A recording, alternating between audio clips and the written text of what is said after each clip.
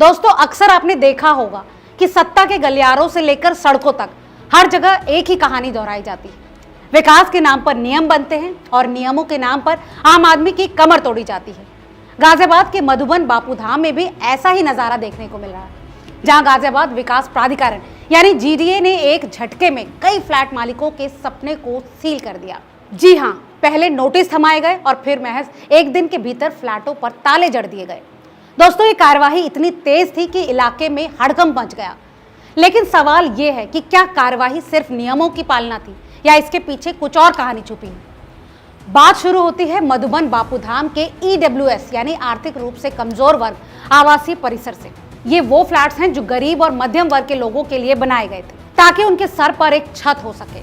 लेकिन जीडीए का कहना है कि इन फ्लैट्स में कुछ मालिकों ने नियमों को ताक पर रखकर व्यावसायिक गतिविधियां शुरू कर दी, यानी दुकानें, ऑफिस, गोदाम, वो सब जो एक आवासीय परिसर में नहीं होना चाहिए। प्राधिकरण ने पहले इन मालिकों को नोटिस भेजे जिनमें साफ साफ कहा गया कि अपनी व्यावसायिक गतिविधियां बंद करो वरना कार्रवाई होगी। लेकिन दोस्तों जीडीए के अपर सचिव प्रदीप कुमार सिंह के मुताबिक इन नोटिसों का कोई जवाब नहीं आया।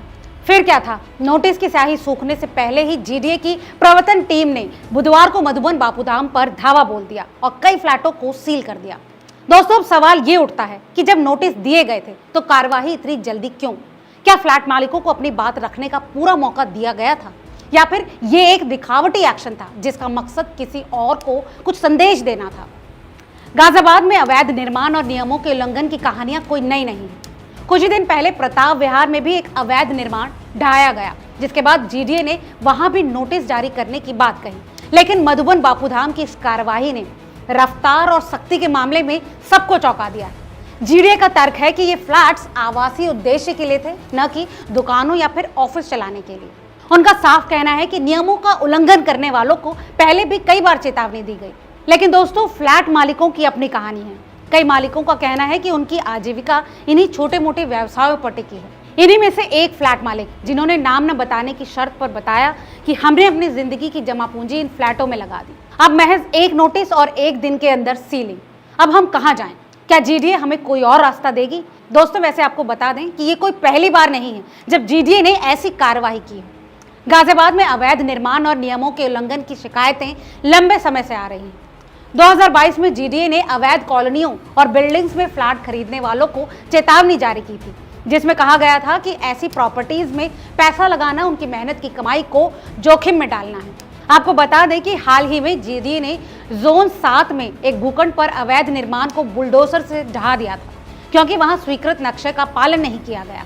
लेकिन दोस्तों मधुबन बापूधाम की इस कार्रवाई में एक नया सवाल उठता है। क्या जीडीए की नीति सिर्फ सजा देना है या नियमों को लागू करने से पहले लोगों को जागरूक करने और वैकल्पिक रास्ता देने की भी कोई कोशिश की जा रही है? इस बारे में कई फ्लैट मालिकों का कहना है कि उन्हें नोटिस तो मिले, लेकिन समय इतना कम था कि वो कोई जवाब नहीं दे पाए।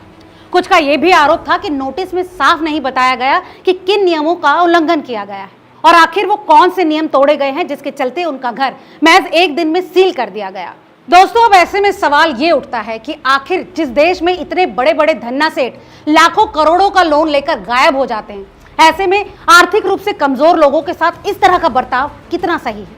अपना जवाब हमें कमेंट करके जरूर बताएं और ऐसी तमाम और रियल एस्टेट से जुड़ी खबरों के लिए देखते रहिए रिपोर्टर जी। बहुत बहुत शुक्रिया।